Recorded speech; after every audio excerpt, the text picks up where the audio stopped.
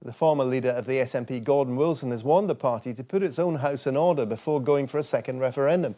He fears that with the Indy Ref 2 draft bill published, there will be those in the party who push for a referendum too soon. Earlier, I spoke to Mr. Wilson. His message was, don't push for independence right now. The reason against having one is that Scotland, that is independence, is unlikely to win because there is a gap of 10 points between 45 and 55 and quite narrow territory in which to fight it. But of course, if there's enough provocation from London, as seems to be the case with Theresa May and her ministers being very harsh on their terms about the consultation of Scotland.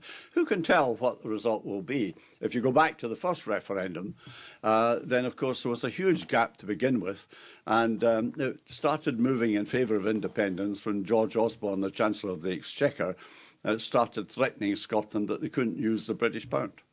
But for now, you think it shouldn't be a priority? Well, my preference is that over a longer time span we concentrate on the narrative of independence, why Scotland should have it, what the economic advantages would be, what weaknesses we required to resolve in our society, and in other words, to do the basic homework. People will want to know, they want to touch the solution and see if it is solid enough for them to rely on. Of course, beyond that, there's a question of identity, but that tends to fall into place automatically anyway. And there are dangers, aren't there? And in an interview we did on the radio earlier, you said that a second referendum at the moment could be a waste of time, but it's a bit more than that, isn't it? If they lost the second referendum, it's worse than a waste of time. It could be counterproductive. Well, it's me being delicately diplomatic about it. But yes, of course, Theresa May faces the same problem. If she pushes the hard, strident line that London is doing at the moment, then quite obviously they could drive Scottish public opinion towards independence. It's a bit of a gamble for both sides. But your golden rule, isn't it, is that you don't have an independence referendum unless you know you can win it. That's my preference in business, in life, in anything. It's far better to be in a strong position, having laid down the conditions under which it will take place. And I think in the current rather difficult situation of Brexit, then it's going to be a very complicated question to answer. And I'm not sure it can easily be done in the course of a 6 months referendum campaign. Having said that, of course, one of the things we've got to note is the access to the single market. And Nicola Sturgeon is pushing the independence line as a means of kicking the British government into looking at Scotland's needs. Because Scotland will suffer pretty badly if the Brexit deal does not look at our particular needs as an economy and as a society. So she's quite right. Unfortunately, the Scottish people don't show the same enthusiasm, if the polls are to be believed, because if they showed support for independence or for another referendum, then I think you would find that London's views would change very sharply. You think, before you have a referendum, what, 55, 60% in favour in the polls? Is that the sort of thing that you have in mind? Well, my figure is something like 55 to 60 is safer territory. But of course, I'm, like most former politicians, are fairly opportunistic about these matters, and things can change rather radically. But at the moment, I think the consensus view is that you would need a little bit of a buffer. Don't forget, we're living in tremulous times with the UK pulling out of the European Union. That is both a plus and a minus factor. And the Scottish economy has declined in the last couple of years because of the drop down in oil revenues and oil activity affecting jobs.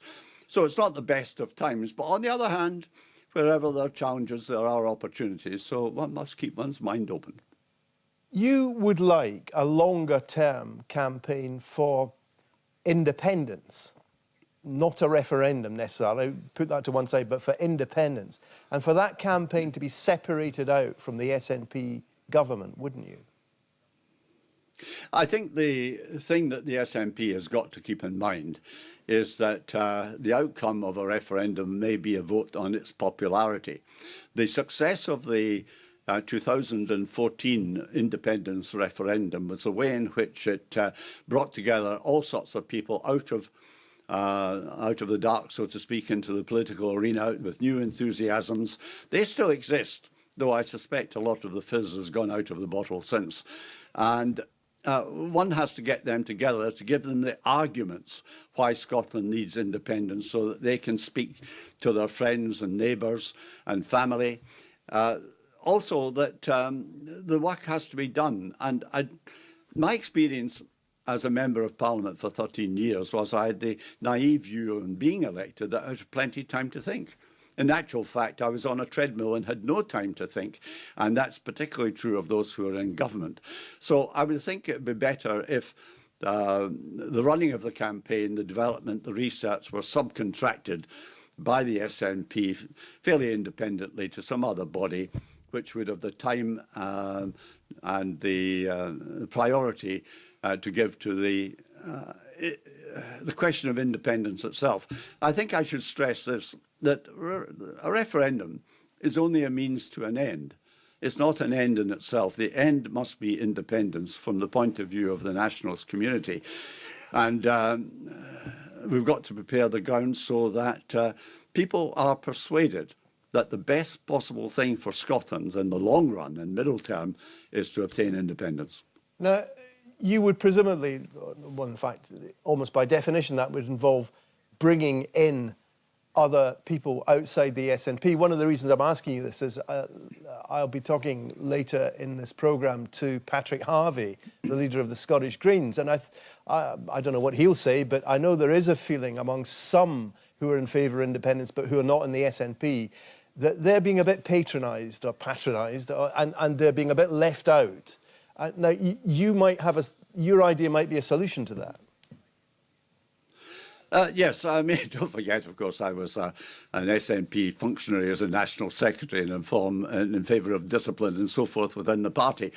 But I've relaxed with the years. And there is an example. In the early 70s, there was a body called Radio Free Scotland, which was separate from the SNP, but worked alongside it and produced the message. I would think that we don't need two separate bodies, but we do need the SNP governing Scotland and giving a good impression there. And also another body which concentrates on the movement and the economic and social case for independence. That's where we need to take the voices from other people, including people like Patrick Harvey and the Greens, including many others in the various organisations which mushroomed during the first referendum. They're still there, but they should be consulted, and it would be a strength that should be. You've got to be careful about that, because too much independence from that point of view can cause anarchy. So there has to be some guidance, but the SNP should not be heavy-handed.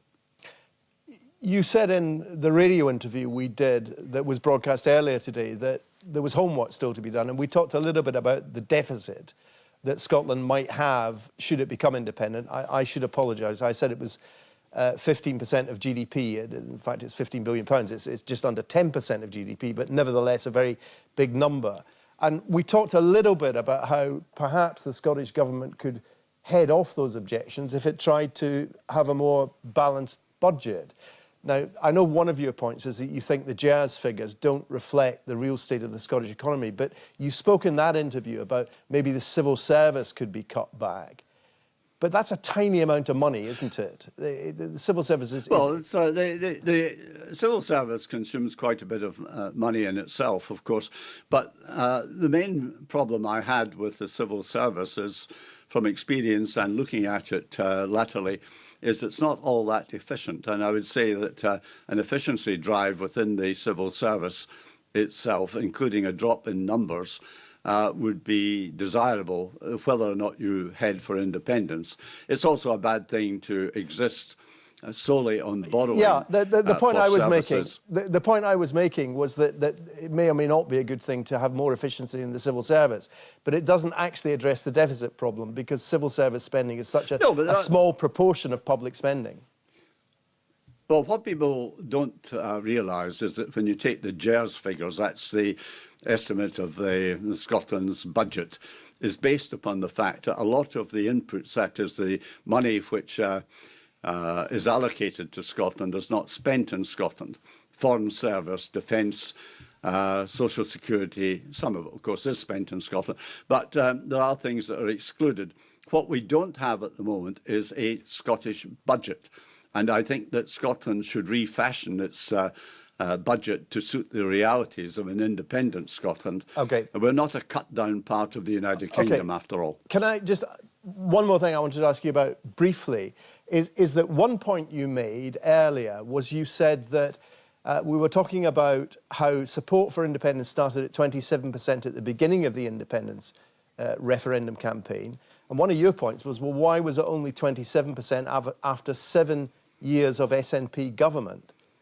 What's your answer to that question that you raised? Well, the reason is fairly simple. The SNP had been preparing for government over a period of years, and in fact its way of looking at independence was that it became the Scottish Referendum Party, and then surprisingly found itself with an ability to deliver, which it hadn't expected. In other words, during that period, virtually no resources had gone in to the question of independence, and too much money had gone into the question of government. Fine for government if that's your objective. If your other objective is independence, then resources should be put into that. So they didn't make the case? And that's exactly the point. They didn't make the case. Yes, and that's exactly the point I'm making for the future, is that there should be a longer-term establishment and projection of the case for independence, so we don't make the mistake of the 27% as in 2014. Gordon Wilson, thank you very much indeed.